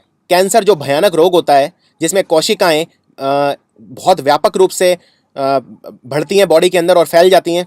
अब कैंसर दो तरह के होते हैं, एक होता है बिनाइन और एक होता है मैलिग्नेंट। अब जैसे बेने का मतलब है अच्छा, बिल्कुल इसका उल्टा शब्द है मैल। मैल मतलब खराब, MAL, मैल, ये वर्ड रूट है बहुत इंपॉर्टेंट। जैसे कुपोषण को क्या बोलते हैं? मैल न्यूट्रिशन। अगर किसी भी शब्द के आगे मैं मैल लगा दूंगा या मिस लगा दूंगा या डिस लगा दूंगा, DYS, मैं रिपीट करता हूं, मैल MAL, MIS मिस या DYS डिस, मतलब वो चीज़ नेगेटिव हो जाएगी। तो मैल जैसे मैल न्यूट्रिशन, मिस मतलब जैसे मिसअंडरस्टैंडिंग, मिसमैनेजमेंट, जैसे डिसफंक्शनल, डिस्टोपिया एटसेट्रा। मैल मतलब नेगेटिव। अब मैल इसी से समझ जाइए, मैलिग्नेंट मतलब कोई नेगेटिव वर्ड है। मैलिग्नेंट मतलब होता है बहुत ही ज़्यादा हार्मफुल, किसी चीज़ से अगर आपको बहुत ज़्यादा खतरा है, खतरनाक चीज़, उसे बोलते हैं मैलिग्नेंट। तो कैंसर दो तरह के होते हैं, एक बिनाइन और एक मैलिग्नेंट। अब बताइए कैंसर इसमें खतरनाक कौन सा वाला है, बिनाइन कैंसर या मैलिग्नेंट कैंसर? आंसर है मैलिग्नेंट। मैलिग्नेंट कैंसर बहुत तेज़ी से फैलता है। कैंसर के फैलने को हम बोलते हैं मेटास्टेसिस, METASTASIS, मेटास्टेसिस। और बिनाइन होता है जो हार्मलेस हो, क्योंकि मैलिग्नेंट का उल्टा क्या होगा, बिनाइन। और बैन मतलब अच्छा, तो अच्छा कैंसर मतलब एक ऐसा कैंसर जो फैले ना, हार्मलेस। और हार्मलेस के लिए हम अंग्रेजी में एक शब्द यूज करते हैं जिसे बोलते हैं इनोक्यूअस। ये बहुत ही इंपॉर्टेंट शब्द है, इनोक्यूअस, INNOCUOUS। इनोक्यूअस मतलब ऐसी चीज जिससे आपको खतरा ना हो, लेकिन ऐसी चीज जिससे आपको खतरा हो यानी मैलिग्नेंट, उसे बोलते हैं ओमिनस, OMINOUS। तो दो इंपॉर्टेंट शब्द हैं, इनोक्यूअस मतलब कोई ऐसी चीज जिससे खतरा ना हो, और ओमिनस मतलब खतरनाक। और कोई भी ऐसी चीज जो खतरनाक है, जिससे आपको खतरा है, तो खतरे को बोलते हैं थ्रेट। थ्रेट, या सिंपल भाषा में बोल सकते हो डेंजर। डेंजर मतलब खतरा, थ्रेट मतलब खतरा। और अगर किसी चीज से खतरा है तो वो बन जाती है थ्रेटनिंग। तो पहले लिखिए थ्रेट और फिर लिखिए अनिंग। थ्रेटनिंग यानी खतरनाक, यानी ओमिनस। तो ओमिनस और थ्रेटनिंग हो गए समानार्थी शब्द, और मैलिग्नेंट और थ्रेटनिंग भी हो गए समानार्थी शब्द, लेकिन इनोक्यूअस और थ्रेटनिंग हो गए ऑपोजिट शब्द यानी एंटोनिम्स। बेनेफिसेंट, बेनेफिसेंट होता है अच्छा करना, डूइंग और प्रोड्यूसिंग गुड, कुछ अच्छा करना यानी बेनेफिसेंट। बोनाफाइड, अब देखिए मैंने कहा था बेन या बो मतलब अच्छा, और फिडे मतलब क्या होता है, फिडे मतलब होता है विश्वास। ध्यान से सुनिए, FIDE, फिडे मतलब होता है विश्वास। तो बोना फिडे मतलब अच्छे विश्वास में। जैसे फॉर एग्जाम्पल, अगर आप मुझे कोई डॉक्यूमेंट देते हैं, आप लाइसेंस बनवा रहे हैं, आपको कोई अच्छा डॉक्यूमेंट देना है, तो मैं उस डॉक्यूमेंट पे विश्वास करूंगा, यानी बोनाफाइड। इसलिए कहते हैं कई बार बोनाफाइड बनवा लीजिए। बोनाफाइड यानी ऐसा डॉक्यूमेंट जिस पर विश्वास किया जा सके। बो मतलब अच्छा, और फिडे मतलब होता है ट्रस्ट या विश्वास। In good faith, authentic, genuine चीज जिस पर विश्वास किया जा सके, असली चीज। बॉन वोयाज, बॉ मतलब अच्छा, वोयाज मतलब होता है यात्रा, तो बॉन वोयाज मतलब have a good trip, have a nice trip. Fame, PHEM, fame मतलब होता है बोलना, कहना या बोलना। इसी तरह से लॉक, LOC, लॉक का मतलब भी होता है बोलना, और VOC, लॉक, वॉक का मतलब भी होता है बोलना। मैं रिपीट करता हूं, फेम, ये तीन वर्ड रूट्स हैं, एक है LOC लॉक, एक है PHEM फेम, और एक है VOC वॉक। लॉक मतलब बोलना, वॉक मतलब बोलना, और फैम मतलब भी बोलना। और EU मतलब अच्छा, तो यूफेमिज्म मतलब किसी के बारे में अच्छा बोलना। यूफेमिज्म, अच्छा बोलना मतलब किसी के बारे में एम्बेरसिंग नहीं बोलना, इंसल्टिंग नहीं बोलना। मैंने आपको बताया था यूफेमिज्म, जैसे मैंने वो एग्जांपल दिया था अंधे और सूरदास वाला, यानी किसी के बारे में अगर कुछ आपको बोलना हो तो पोलाइटली बोलना। अगला है ब्लास्फेमी। ब्लास्फेमी मतलब किसी धार्मिक या किसी ऐसी चीज का अपमान कर देना जो बहुत ज़्यादा रेस्पेक्टेड हो, बहुत ज़्यादा प्रतिष्ठित हो, सम्मानजनक हो, उसका अपमान कर देना। जैसे अगर मान लीजिए कोई धार्मिक किताब के कोई पैर लगा रहा है, तो वो ब्लास्फेमी कर रहा है। तो ब्लास्फेमी मतलब बिल्कुल उल्टा, यूफेमिज्म का उल्टा है, यूफेमिज्म का उल्टा है ब्लास्फेमस। इसके लिए एक और शब्द बड़ा अच्छा है अंग्रेजी में, जो बोलते हैं प्रोफेनिटी। प्रोफेन, प्रोफेन मतलब भी होता है कोई सम्मानजनक व्यक्ति या किसी वस्तु का अपमान करना। प्रोफेनिटी और ब्लास्फेमी, दे आर सिनोनिम्स। अगला है डिसफेमिज्म। डिसफेमिज्म भी है कोई बहुत ही गंदी भाषा का इस्तेमाल करना, अभद्र भाषा का इस्तेमाल करना किसी व्यक्ति के लिए। डेरोगेटरी, डेरोगेटरी मतलब होता है किसी को नीचा दिखाना, उसे बोलते हैं डेरोगेटरी। और अनप्लेजेंट मतलब जो अच्छा ना हो, अनप्लेजेंट, जो आपको अच्छा ना लगे, उसे बोलते हैं अनप्लेजेंट। जैसे अनप्लेजेंट वेदर यानी कि harsh weather. So I hope in words में आपको जो फर्क है वो समझ में आ गया होगा। लॉक मतलब होता है बोलना, तो जो व्यक्ति बहुत बोले उसे बोलते हैं लोक्वेशियस। लोक्वेशियस मतलब जो बहुत ज्यादा बोलता है। और वोक मतलब होता है बोलना, तो वोक से बना वोकल। वोकल मतलब बहुत ज्यादा व्यक्ति जो किसी खास मुद्दे पे बहुत ज्यादा बोलता है, उसे बोलते हैं वोकल। या फिर वोकल का एक और सिनोनिम है वोसीफेरस। वोसीफेरस भी वो व्यक्ति है जो बहुत ही स्पष्ट रूप से किसी मुद्दे पर बोलता है, उसे बोलते हैं वोसीफेरस। वोसीफेरस और वोकल आर सिनोनिम्स। तो जैसा मैंने बताया था, मैल मतलब क्या होता है, MAL, मैल मतलब कुछ खराब, बैड या इविल, यानी मैल बेने का एकदम उल्टा है। तो मैंने आपको कहा था बेनेफैक्टर मतलब क्या होता है। बेनेफैक्टर मतलब जो आपका भला करेगा, बेनेफैक्टर। अगर कोई संबंधी आपके नाम जायदाद छोड़ गया है तो वो बेनेफैक्टर है। और तो मेलेफैक्टर क्या हो गया, उल्टा। कोई ऐसा व्यक्ति जो आपको नुकसान पहुंचाए, जो क्राइम करे, वो है मैलेफैक्टर। मलाइन, मलाइन करना किसी को, यानी मलाइन करना यानी किसी चीज़ की इमेज खराब करना, किसी चीज़ की रेपुटेशन खराब करना, किसी चीज़ की निंदा करना, किसी चीज़ को नुकसान पहुंचाने की कोशिश करना, यानी मेलाइन। और ऐसी चीज़ होती है मेलिग्नेंट, जो बहुत ज़्यादा नुकसानदायक हो। मलीस, मलीस मतलब किसी के लिए दिल में नफरत रखना, बहुत ज़्यादा, एक ऐसी अपने अंदर प्रवृत्ति रखना कि दूसरे को आप नुकसान पहुंचाना चाहते हैं, चाहे फिजिकली, चाहे इमोशनली, मेंटली, सोशली। मलीस यानी घृणा, घृणा का भाव रखना, उसे बोलते हैं मलीस। और मेलेफिसेंट, मेलेफिसेंट होता है जबरदस्ती जानबूझ के किसी को नुकसान पहुंचाने की कोशिश करना, उसे बोलते हैं मेलेफिसेंट। यानी कुछ किसी का गंदा करना, खराब करना, किसी का नुकसान पहुंचाना, वो है मेलेफिसेंट। और जो व्यक्ति पहुंचाए नुकसान, वो है मेलेफैक्टर। जैसे बेनेफैक्टर होता है वो व्यक्ति जो फायदा पहुंचाता है, मेलेफैक्टर वो व्यक्ति होता है जो नुकसान पहुंचाता है। मैलेडिक्शन, अब मैंने कहा था बेनेडिक्शन क्या होता है, बेने मतलब अच्छा और डिक्शन मतलब उच्चारण, अच्छा बोलना किसी के लिए। मैलेडिक्शन मतलब या तो आप किसी के लिए अच्छा बोलेंगे या उसे आप कर्स करेंगे, यानी शाप देंगे, यानी गंदे वर्ड्स बोलेंगे। तो किसी को कर्स करना, किसी के बारे में गंदा बोलना, किसी के खिलाफ अभद्र शब्द बोलना, किसी का बुरा चाहने के लिए कुछ शब्द बोलना। कई लोग तो दूसरों का बुरा हो ऐसी प्रार्थना करते हैं, तो वो सब मैलडिक्शन के अंदर आता है। मैल कंटेंट, कंटेंट मतलब क्या होता है, CONTENT, कंटेंट मतलब होता है सेटिस्फाइड। सेटिस्फाइड, मैं अपनी ज़िंदगी से बहुत खुश हूँ, चाहे मेरे पास काफ़ी कम है, लेकिन मुझे जो असली धन है वो है संतोष धन, यानी संतोष होना चाहिए, सेटिस्फैक्शन होना चाहिए, उसे बोलते हैं सेटिस्फैक्शन यानी कंटेंट। तो मैल कंटेंट क्या हो गया, वो व्यक्ति जो सेटिस्फाइड नहीं है, मैल मतलब नेगेटिव, तो मैल कंटेंट यानी वो व्यक्ति जो अपनी जीवन से या किसी भी सिचुएशन से खुश नहीं है, डिससेटिस्फाइड है। तो मैंने आपको कहा था डिस मतलब भी होता है नेगेटिव, तो वो DYS या DIS दोनों मतलब होता है नेगेटिव। इसी तरह मिस मतलब भी होता है नेगेटिव। मैल एड्रॉइट, एड्रॉइड शब्द का मतलब होता है निपुण या कुशल। अगर आप किसी काम में बहुत ज़्यादा कुशल हैं, बहुत ज़्यादा निपुण हैं, आपके अंदर टैलेंट है उस काम को करने का, तो आप एड्रॉइड हैं। कोई गाड़ी चलाने में एड्रॉइड होता है, कोई पेंटिंग करने में एड्रॉइड होता है, कोई दौड़ने में एड्रॉइड होता है। लेकिन मैं इसके आगे लगा दूं मैल एड्रॉइड। मैल एड्रॉइड मतलब वो व्यक्ति जो एड्रॉइड नहीं है, जिसमें कोई कुशलता नहीं है, निपुणता नहीं है, जिसमें कोई स्किल नहीं है, स्किल, कोई टैलेंट नहीं है। मैलिग्नेंट मैं बता चुका हूं, मेल फॉर्मेशन। मेल फॉर्मेशन मतलब कोई चीज़ जब खराब बनती है तो मेल फॉर्मेशन। जैसे अगर किसी व्यक्ति का व्यक्ति का अगर कोई बच्चा होने वाला है, लेकिन उसे वॉर्म के अंदर यानी बच्चेदानी के अंदर अगर ऑक्सीजन ना मिले, तो उसका जो दिमाग है वो सही रूप से डेवलप नहीं हो पाता, यानी मेल फॉर्म्ड हो जाता है। और ऐसी चीज़ जो नॉर्मल नहीं होती उसे बोलते हैं एनोमेली, यानी नॉर्मल नहीं है तो एनोमेली है। ए, नॉर्मल के आगे ए लगा दिया, एनो, आर हटा दिया, एनोमेला, एनोमेली, एनोमेली से बना एनोमेलस, यानी वो चीज़ें जो नॉर्मल नहीं होती उन्हें बोलते हैं एनोमेली। अगला है एम्फी या एमबी, बाई। बाई मतलब क्या होता है, BI मतलब टू, टू, बाई या डाई दोनों का मतलब होता है टू, DI या बाई।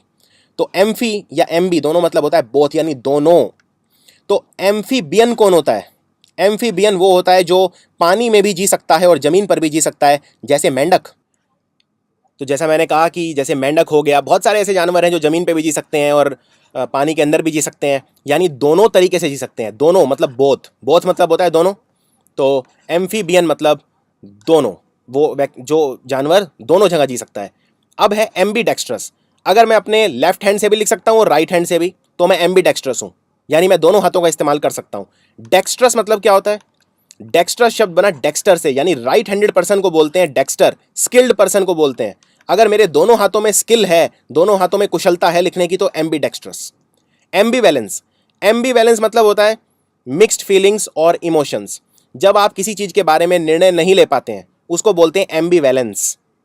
एम्बीवैलेंस तो मतलब किसी चीज के बारे में निर्णय नहीं ले पाना, मतलब कोई बहुत स्ट्रांग फीलिंग नहीं होना, या तो इस तरफ जाना है या इस तरफ जाना है, आप डिसाइड नहीं कर पा रहे, मतलब आप एम्बीवैलेंट हैं, क्योंकि आप एम्बीवैलेंस के अंदर हैं। निर्णय ना ले पाना, मिक्स्ड फीलिंग्स होना, इमोशंस होना, कंफ्यूज स्टेट में होना, यानी एम्बीवैलेंस होना। एम्बिग्विटी, एम्बिग्विटी मतलब होता है जब किसी बात के एक से ज़्यादा मतलब निकल सकते हैं, उसे बोलते हैं एम्बिग्विटी, यानी स्पष्ट ना होना, उसे बोलते हैं एम्बिग्विटी। और अगर मैं बोलता हूं, इसके लिए एक और बहुत अच्छा शब्द है इक्विवोकल, इक्विवोकेट करना, यानी बात को घुमाना।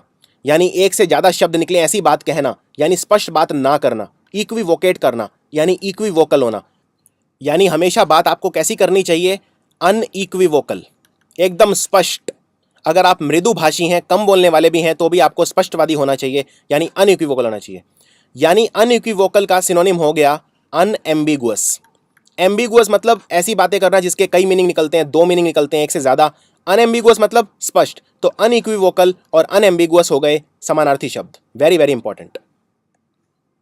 नेक्स्ट है विव, विट या वीटा या विव, वीवी या विव। इसका मतलब होता है लाइफ। कोई ऐसी चीज जो ऊर्जावान हो, जिसमें जिंदगी हो, उसे बोलते हैं विव, वीटा या वीवी। सबसे पहले हम करते हैं इसमें रिवाइव। रिवाइव मतलब, अब विव मतलब होता है जीवन या ऊर्जा, किसी चीज में दोबारा जिंदगी डाल देना, यानी रिवाइव करना। रिवाइव करना, जैसे अगर कोई पुरानी इमारत है, पुरानी इमारत को आप अच्छे से पेंट कर रहे हैं, उसे दोबारा पर्यटन स्थल बनाने की कोशिश कर रहे हैं, तो आप उसे रिवाइव कर रहे हैं। अगर कोई मछली है, पानी के बाहर आ गई है और वो तड़प रही है, आप उसे दोबारा पानी के अंदर फेंक देते हैं, तो आपने उसे रिवाइव कर दिया, यानी उसको री इन्विगोरेट कर दिया। आपने उसमें दोबारा जीवन डाल दिया, दोबारा ऊर्जा डाल दी, उसको कहते हैं रिवाइव। विवेसिटी, विवेसिटी होता है आपकी अगर ऊर्जा से, आपके अंदर जो जीवन है, आपके अंदर जो जिसे कहते हैं शक्ति है या अट्रैक्शन है, उससे अगर दूसरे कोई अट्रैक्ट हो सकें तो। जैसे कई व्यक्ति इतने ज़्यादा एनर्जेटिक होते हैं कि उनकी वो चीज़ बहुत आकर्षक लगती है कि ये तो थकते ही नहीं, इतने ज़्यादा ऊर्जावान हैं कि ये थक ही नहीं रहे, यानी विवेशियस हैं, उसको बोलते हैं विवेसिटी। विवेशियस मतलब बहुत ही ज़्यादा ऊर्जावान, बहुत ही ज़्यादा जिंदगी से भरपूर व्यक्ति, उसे बोलते हैं विवेशियस। और विवेशियस से बना विवेसिटी, यानी विवेशियस होने की जो प्रवृत्ति है, उसे बोलते हैं विवेसिटी। सरवाइव करना यानी वाइव मतलब जिंदगी। अगर आप बुरे वक्त में भी, एडवर्सिटी में भी, विपरीत परिस्थितियों में भी विव, अपने आप को ऊर्जावान रख सकते हैं, अपने आप को जिंदगी से ओत प्रोत रख सकते हैं, तो आप सरवाइव कर जाते हैं, सरवाइव। तो ये इंपॉर्टेंट है, विव, विट या वीवी। इसी तरह जो चीज़ आपको जिंदगी से भर दे, यानी ऊर्जा से भर दे, उसे कहते हैं विटामिन, वाइटामिन। विट, विट मतलब ऊर्जा, विटामिन। अगर कोई चीज़ जैसे विटामिन है, वो क्या कर रहा है, आपको ऊर्जा से भर रहा है, यानी आपको कर रहा है वाइटलाइज। वाइटलाइज करना यानी ऊर्जा से भरना, और ऊर्जा से भरे वो क्या है, वाइटामिन। इसी तरह वाइटल, वाइटल मतलब जिसमें खूब एनर्जी हो, खूब जो एकदम लाइवली हो, खूब जिसे कहते हैं जिसके अंदर ऊर्जा का कभी ना खत्म होने वाला भंडार हो, वो है vital. Vital, full of energy या वेरी वेरी लाइवली या वाइवेशियस। वीवीफाई, वीवीफाई मतलब भी वही है, किसी चीज़ के अंदर प्राण डाल देना, किसी चीज़ को अच्छा कर देना, पहले से उसमें ऊर्जा डाल देना, उसे कहते हैं वीवीफाई कर देना। नेक्स्ट है फिड, बहुत इंपॉर्टेंट वर्ड है, फिड या फिडे। इसका मतलब होता है फेथ या ट्रस्ट। फिडेलिटी होता है अगर आप किसी चीज़ के प्रति लॉयल हैं, किसी चीज़ के प्रति, आप किसी भी चीज़ के प्रति लॉयल हो सकते हैं, यानी विश्वास ना तोड़ें, चाहे वो अपना रिश्ता हो सकता है, आप अपनी मैरिज में लॉयल हो सकते हैं। मैरिज में लॉयल्टी का मतलब है आप किसी दूसरे व्यक्ति के प्रति संबंध ना बनाएं, उसे बोलते हैं फिडेलिटी। आप सिर्फ अपने पार्टनर या स्पाउस के प्रति ही हमेशा लॉयल रहें, हमेशा ट्रस्ट मेंटेन करके रखें, उसे बोलते हैं फिडेलिटी। ऐसा व्यक्ति, मान लीजिए कोई ऐसा व्यक्ति है जो अपनी पत्नी के अलावा दूसरी महिलाओं से भी संबंध रखता है, तो वो हो गई इनफिडेलिटी यानी चीटिंग। इन लगा दिया मतलब शब्द उल्टा हो गया, तो फिडेलिटी का उल्टा क्या हो गया, इनफिडेलिटी। इनफिडेलिटी यानी ट्रस्ट तोड़ना, इनफिडेल होना। ऐसा व्यक्ति जो चीटिंग करे या चीट हो, धोखेबाज, उसे बोलते हैं इनफिडेल। और जो व्यक्ति भरोसा बनाए रखे, भरोसे को ना तोड़े, वो हो गया फिडेल। यानी फिडेल व्यक्ति आपका ट्रस्ट बना के रखेगा, इसीलिए इसे कहते हैं ट्रस्ट वर्दी। यानी वो उसका वर्थ है, उतनी उसकी कीमत है कि आप उस पर विश्वास रख सकें, यानी वो ट्रस्ट वर्दी है। और जो विश्वास तोड़ेगा वो इनफिडेल है। कॉन्फिडेंस, देखिए 2 शब्द होते हैं। अब मैंने बताया फिडे मतलब क्या होता है, विश्वास। अगर आपको अपने अंदर विश्वास है तो आप हैं अपने अंदर कन्फाइड कर रहे हैं। आप कन्फाइड जो करे तो उससे बना कन्फिडेंट। यानी फिडे मतलब विश्वास, कन्फाइड करना यानी किसी में विश्वास दिखाना। अगर आप खुद में विश्वास दिखाते हैं, आत्मविश्वासी हैं, तो आप हैं कॉन्फिडेंट। और अगर आप अपने अंदर विश्वास नहीं दिखाते तो आप हैं डिफिडेंट। यानी DIFFIDENT। कॉन्फिडेंट का उल्टा शब्द है डिफिडेंट। डिफिडेंट मतलब जिसमें अपने आप पे विश्वास ना हो। डिफिडेंट को बोलते हैं शाई। एक ऐसा व्यक्ति जिसमें आत्मविश्वास की कमी होती है, जो लोगों से नजरें चुराता है, उसको बोलते हैं शाई, SHY, शाई। तो ये है फिड। अब फिड मैंने आपको बताया कई बार बोनाफाइड। फाइड मतलब विश्वास, बो मतलब अच्छा, अच्छा विश्वास वाला कोई डॉक्यूमेंट हो तो वो है बोनाफाइड। इसी तरह से एक शब्द होता है जिसे कहते हैं हाई फाई। हाई फाई मतलब हाई फिडेलिटी। हाई फिडेलिटी मतलब कोई भी ऐसी चीज जिसमें आप ज्यादा विश्वास दिखा सकें। फिडेलिटी मतलब होता है विश्वास, हाई फिडेलिटी मतलब ज्यादा विश्वास। अगर आपने कोई हाई फाई म्यूजिक सिस्टम खरीदा है मतलब आप उसमें ज्यादा विश्वास कर सकते हैं, हाई फाई है वो।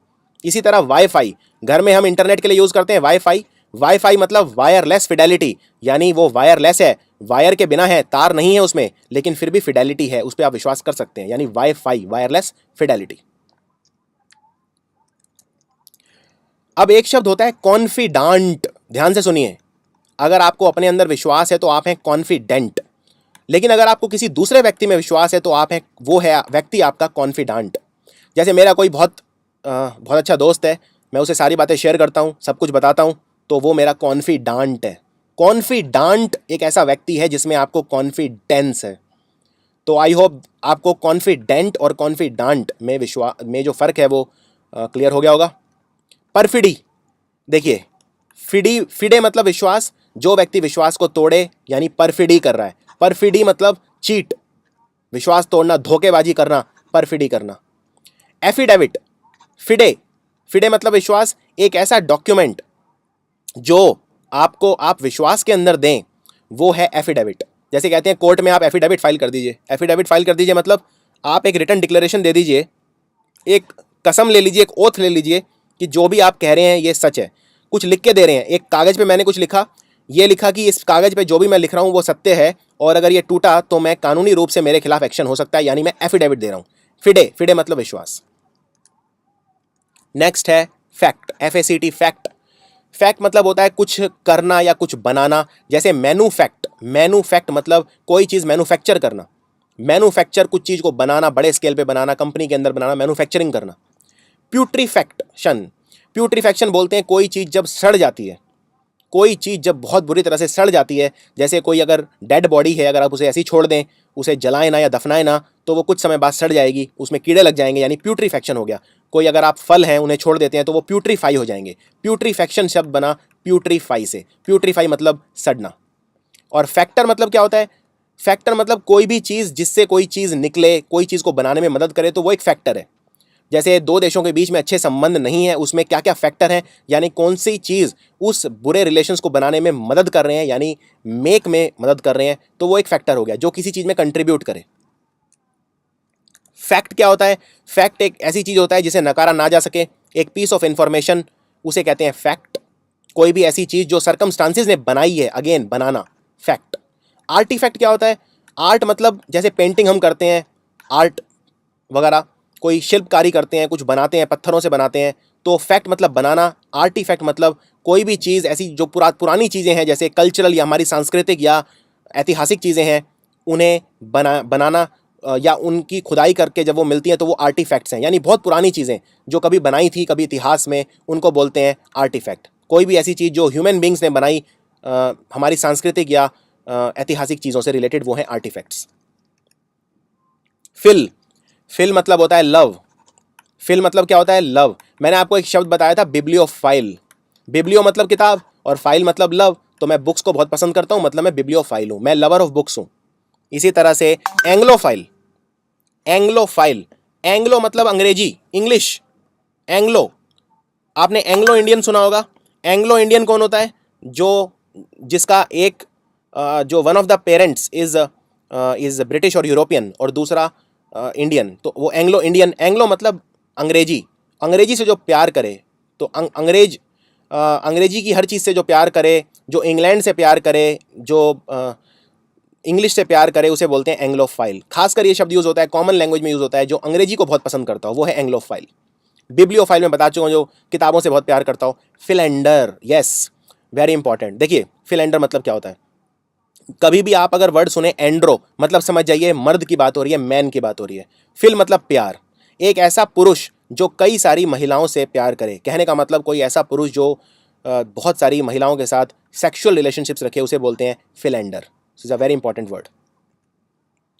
Next, anthropo. एंथ्रो से बना एंथ्रोपो, ये एक वर्ड रूट है, मतलब ह्यूमन या ह्यूमैनिटी, मानवता। एंथ्रोपोलॉजी मतलब मानवता कहाँ से आई, कैसे बनी, इसका जो सामाजिक विज्ञान है उसे बोलते हैं एंथ्रोपोलॉजी। एंथ्रोपोलॉजी यानी ह्यूमन बींग्स कहाँ से आए, जैसे आदमी पहले बंदर था, गोरिल्ला था, कई इस तरह की थ्योरीज हैं। पहले बंदर से आदमी बना, तो वो बीच में बना तो सीधा ही वो आदमी नहीं बना, बीच में बहुत सारे और भी मैन बने। जैसे अब जो अभी मैन है वो है होमोसेपियंस। इससे पहले जो मैन था वो था, कई तरह के मैन बीच में आए, क्रो मैग्नन मैन आया, नियंडरथल मैन आया। तो ये सब पढ़ना, या कौन सा किस तरह का व्यक्ति कौन से औजार यूज़ करता था स्टोन एज में, आयरन एज में, ये सब है एंथ्रोपोलॉजी का विज्ञान। मिस एंथ्रोप, मैंने बताया मिस मतलब नेगेटिव, एंथ्रोप मतलब मानवता। मिस एंथ्रोप मतलब जो मानवता को नुकसान पहुंचाए, मानवता से नफरत करे, जैसे कोई टेररिस्ट है तो वो मिस एंथ्रोपी कर रहा है, यानी मिस एंथ्रोप है वो। और फिल मतलब होता है लव। फिल मैंने पिछले ही स्लाइड में बताया, फिल मतलब लव, और एंथ्रो मतलब मानवता, जो मानवता से प्यार करे वो है फिलेंथ्रोपिस्ट। फिल एंथ्रो, एंथ्रो मतलब मानवता, फिल मतलब प्यार, फिलेंथ्रोपिस्ट मतलब जो मानवता से प्यार करे। जैसे मानवता से प्यार करने का क्या मतलब है, कोई व्यक्ति अगर बहुत धनी है तो वो धन का एक हिस्सा मानवता की भलाई में दे रहा है, यानी वो फिलेंथ्रोपिस्ट है। कोई पैसा दे रहा है, गरीबों को खाना खिला रहा है, ये सब एक्टिविटीज़ हैं फिलेंथ्रोपी। फिलेंथ्रोपी जो करे वो है फिलेंथ्रोपिस्ट। नेक्स्ट है स्पेक्ट। स्पेक्ट मतलब देखना, देखना, टू लुक, स्पेक्ट। अब अगर आप देखते हैं किसी चीज से तो वो हो गए स्पेक्टेकल्स। स्पेक्टेकल्स यानी चश्मा, चश्मे की मदद से आप स्पेक्ट करते हैं तो स्पेक्टेकल्स हो गए।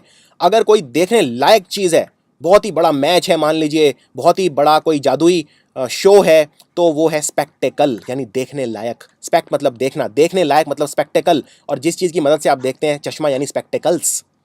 इंस्पेक्ट करना, इन मतलब अंदर, स्पेक्ट मतलब देखना, यानी किसी चीज के अंदर बहुत डिटेल में देखना, निरीक्षण करना। मैं पुलिस वाला हूं अगर, और कोई मुझे केस मिल गया तो मैं क्या करूंगा, इंस्पेक्ट करूंगा, यानी मैं हो गया इंस्पेक्टर। किसी चीज के अंदर बहुत निरीक्षण करना, बारीकी बाल की खाल निकाल देना, यानी इंस्पेक्टर, इंस्पेक्ट करना। एस्पेक्ट, एस्पेक्ट होता है कोई नई चीज लेके आना, कोई नया डिस्टिंक्ट चीज लेके आना किसी प्रॉब्लम के अंदर। जैसे कोई एक प्रॉब्लम है, उसमें कई एस्पेक्ट्स होंगे, उसके कई पहलू होंगे, तो एस्पेक्ट मतलब हिंदी में बोलते हैं पहलू। इंट्रोस्पेक्शन करना यानी अपने अंदर झांकना, अपनी बुराइयों को देखना, इंट्रोस्पेक्शन करना। आत्मचिंतन, आत्म मंथन करना, यानी इंट्रोस्पेक्शन करना, अपने अंदर देखना। इंट्रोस्पेक्ट मतलब देखना, इंट्रो मतलब खुद के अंदर, रेट्रोस्पेक्टिव मतलब पीछे की चीज देखना, पीछे की चीज देखना, पास्ट में जो हो चुका उसे देखना। और जब पास्ट की चीज़ों को आप देखते हैं और उन्हें याद करते हैं, उसे बोलते हैं नॉस्टैल्जिया। पुरानी चीज़ें जब आपको याद आती हैं, कईयों को अपना स्कूल की लाइफ याद आती है, कईयों को अपनी कॉलेज की लाइफ याद आती है, तो उसे बोलते हैं नॉस्टैल्जिया। रेस्पेक्ट, रेस्पेक्ट करना यानी, स्पेक्ट मतलब देखना, रेस्पेक्ट यानी किसी दूसरे की तरफ इस तरह से देखना कि आप उसके जैसा बनना चाहते हैं, यानी to look up to someone, यानी दूसरे को सम्मान देना, सम्मान का भाव रखना, यानी रेस्पेक्ट। रेस्पेक्ट के लिए एक बहुत अच्छा शब्द है जो एग्जाम में बार बार आता है, उसे बोलते हैं डेफरेंस। DEFERENCE, डेफरेंस यानी सम्मान देना, रेस्पेक्ट। और जो देखता है उसे है स्पेक्टेटर। स्पेक्टेटर मतलब जो कुछ देखता है, जैसे आज मैच हुआ और मैदान में 50,000 स्पेक्टेटर बैठे थे, स्पेक्ट करने वाले बैठे थे, यानी देखने वाले, दर्शक। स्पेक्टेटर मतलब दर्शक। तो ये है स्पेक्ट। एक और शब्द बताता हूं आपको, सरकम। सरकम मतलब क्या होता है, गोल गोल, जैसे जो सर्कल है, सर्कल से बना सरकम।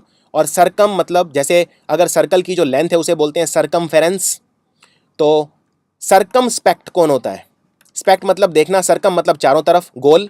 अगर मान लीजिए मैं यहाँ खड़ा हूँ और मैं देखने से पहले अपने चारों तरफ देख रहा हूँ, मतलब मैं किस तरह का व्यक्ति हूँ, मैं बहुत ज़्यादा कॉशियस हूँ, केयरफुल, बहुत ज़्यादा केयरफुल, हर चीज़ में बहुत ज़्यादा सोच विचारना, कदम उठाने से पहले। ऐसा व्यक्ति जो अपने चारों तरफ देख के चले, कहने का मतलब भावार्थ समझिए, कोई ऐसा व्यक्ति जो डिसीजन आसानी से ना ले, हर चीज़ के बारे में उसके मन में एक संकोच हो, उसे बोलते हैं कॉशियस या केयरफुल या सर्कमस्पेक्ट। नेक्स्ट है थैनाटोस। थैनाटोस मतलब होता है मृत। जैसे मैंने बताया यू मतलब अच्छा, यू प्लस थैनाटोस यानी यूथेनेसिया मतलब मर्सी किलिंग। ऐसे ही मोर एक शब्द होता है, MOR, मोर। मोर मतलब भी होता है मृत्यु, डेथ। अगर कोई चीज नश्वर है यानी मोर्टल है, यानी एक दिन वो मरेगी जरूर, मोर्टल। और अगर कोई चीज शाश्वत है यानी कभी नहीं मरेगी, यानी इमोर्टल। तो ये शब्द मोर से बनते हैं। मोर्शुअरी मतलब ऐसी जगह जहाँ पे मुर्दे रखे जाते हैं, उसे बोलते हैं मोर्शुअरी। इसी तरह से एक शब्द होता है जैसे मोर्टल है, मोरोज। मोरोज मतलब बहुत ज़्यादा दुख, मोरोज। मोर मतलब डेथ, डेथ जहाँ पे होती है वहाँ बहुत दुख होता है, यानी मोरोज एक ऐसा व्यक्ति जो बहुत ज़्यादा दुखी हो, वो है मोरोज। कोई ऐसी चीज़ जो बिल्कुल मरने वाली है, वो है मोरीबंड, MORIBUND। मोरीबंड यानी कोई चीज़ बिल्कुल जब मरने ही वाली है, कोई पेशेंट है कैंसर के लास्ट स्टेज में, तो वो मोरीबंड है। जैक्ट, जैक्ट मतलब होता है फेंकना, फेंकना, कोई चीज़ थ्रो करना। जैसे फॉर एग्जाम्पल प्रो, प्रो मतलब आगे, आगे की तरफ कोई चीज़ फेंकना यानी प्रोजेक्ट करना। और कोई चीज़ अगर आगे की तरफ फेंकता है तो वो है प्रोजेक्टर। जैसे अगर आप प्रोजेक्टर यूज़ करते हैं, टीचर यूज़ करते हैं क्लास में पढ़ाने के लिए प्रोजेक्टर, तो जो वो प्रकाश है, जो तस्वीर है, वो आगे की तरफ फेंकता है यानी प्रोजेक्ट करता है, प्रोजेक्टर। रिजेक्ट, रिजेक्ट कर देना किसी को, मतलब किसी को अपने से दूर फेंक देना, रिजेक्ट कर देना। जैक मतलब फेंकना, रिजेक्ट मतलब किसी को दूर फेंक देना। कहने का मतलब दूसरी चीज, जो कोई चीज़ है उससे दूर भागना। आप रिजेक्ट कर दिया, आपने अपने से दूर कर दिया उसे, आपने उसे अपने लायक नहीं ठहराया, रिजेक्ट कर दिया। सब्जेक्ट, सब्जेक्ट मतलब देखिए सब्जेक्ट यहाँ पे विषय नहीं है, सब्जेक्ट जैसे कोई हिस्ट्री का सब्जेक्ट है वो नहीं। यहाँ पे सब्जेक्ट का मतलब है जब आप अपने आप को सरेंडर कर देते हैं किसी और के रूल के अंडर, यानी आप किसी का जो शासन है उसके लिए अपने ऊपर स्वीकृति दे देते हैं, तो उसको बोलते हैं सब्जेक्ट। सब मतलब ही होता है जूनियर। जैसे एक तो बॉस होता है कंपनी के अंदर, और दूसरा कौन होता है उसका सबऑर्डिनेट। सब मतलब होता है जूनियर। तो सब्जेक्ट मतलब आपने अपने आप को जूनियर बना दिया, किसी और का जो अपने ऊपर शासन है उसको मंजूरी दे दी, यानी सब्जेक्ट। इंटरजेक्शन, इंटर मतलब बीच में, आपने अपने आप को जबरदस्ती बीच में फेंक दिया। दो व्यक्ति बात कर रहे हैं, आप उन इंटरजेक्ट कर रहे हैं, यानी आप उन्हें टोक रहे हैं बीच में, जबरदस्ती अपना पॉइंट बीच में घुसा रहे हैं, आप उन्हें टोक रहे हैं यानी डिस्टर्ब कर रहे हैं एक तरह से, यानी इंटरजेक्ट कर रहे हैं। इजेक्ट और इंजेक्ट दो शब्द होते हैं। अगर कोई चीज़ अंदर की तरफ आप फेंकते हैं, जैसे फॉर एग्जांपल इंजेक्ट करते हैं, मतलब दवाई आप अंदर ले रहे हैं, तो जो चीज़ इंजेक्ट करे वो है इंजेक्शन। इंजेक्शन मतलब कोई ऐसी चीज़ जो अंदर की तरफ फेंके, और अगर कोई बाहर है तो वो है इजेक्ट, यानी बाहर की तरफ फेंकना, यानी इजेक्ट करना। जैसे सांस ले रहा हूँ मैं, तो मैं सांस को इंजेक्ट कर रहा हूँ अंदर, और बाहर फेंक रहा हूँ तो इजेक्ट कर रहा हूँ, जिसे हम इनहेल या एक्सहेल कहते हैं। फोर्ट, फोर्ट मतलब होता है मजबूती, बहुत ज़्यादा मजबूत, ताकतवर, चाहे ये मानसिक रूप से चाहे शारीरिक रूप से। तो फोर्ट मतलब अगर कोई चीज़ आपकी फोर्टे है, जैसे कहते हैं कि sports are not my forte, तो फोर्टे मतलब स्पोर्ट्स मेरी स्ट्रेंथ नहीं है, मैं बहुत ज़्यादा खेलता नहीं हूँ। Sports are not my forte, मेरी ताकत की जो चीज़ है, यानी मेरा जो कुशलता है उसके अंदर स्पोर्ट्स नहीं आते हैं। It is not my forte, it is not my cup of T. Fortify करना किसी चीज़ को, यानी मजबूत करना, किसी भी चीज़ को मजबूत करना। आप रोज़ अगर अंग्रेजी का अखबार पढ़ते हैं तो आप अपनी अंग्रेजी को फोर्टिफाई कर रहे हैं। फोर्ट्रेस, फोर्ट्रेस मतलब कोई चीज़ जो बहुत ज़्यादा मजबूत है, जैसे किला, तो किले को बोलते हैं फोर्ट्रेस, बहुत बड़ा। जैसे रेड फोर्ट, रेड फोर्ट मतलब लाल किला, तो फोर्ट्रेस मतलब कोई ऐसी इमारत, कोई ऐसा मिलिट्री ग्राउंड जो जो बहुत ज़्यादा ताकतवर हो, जिसको भेदना बहुत ज़्यादा मुश्किल हो, अभेद हो जो। फोर्टिट्यूड, फोर्टिट्यूड बोलते हैं आपकी मेंटल स्ट्रेंथ कितनी है, आप करेजियस कितने हैं, आप साहसी कितने हैं, आप कहीं तकलीफ से आसानी से घबरा तो नहीं जाते, यानी घबरा जाते हैं तो आप में फोर्टिट्यूड नहीं है। अगर आप चुनौतियों का सामना करते हैं तो आप में फोर्टिट्यूड है। तो ये थे वर्ड आर्ट्स के कुछ बहुत इंपॉर्टेंट शब्द। आपको ये वीडियो कैसा लगा मुझे लिख के बताइए। अगर आपने ये वीडियो अच्छे से देखा है तो मुझे आप बताइए बेनेवोलेंट और मेलेवोलेंट में क्या फ़र्क है, कमेंट्स में लिख के बताइए। और अगर आप चाहते हैं मैं वर्ड रूट्स के ऊपर और वीडियोस बनाऊं तो भी आप कमेंट्स में लिख के बता सकते हैं। Thank you for watching. और आपका जो उत्तरदायित्व है वो है इस वीडियो को शेयर करना। अगर आप अपना उत्तरदायित्व निभाते हैं तो मुझे प्रोत्साहन मिलेगा। Thanks for watching.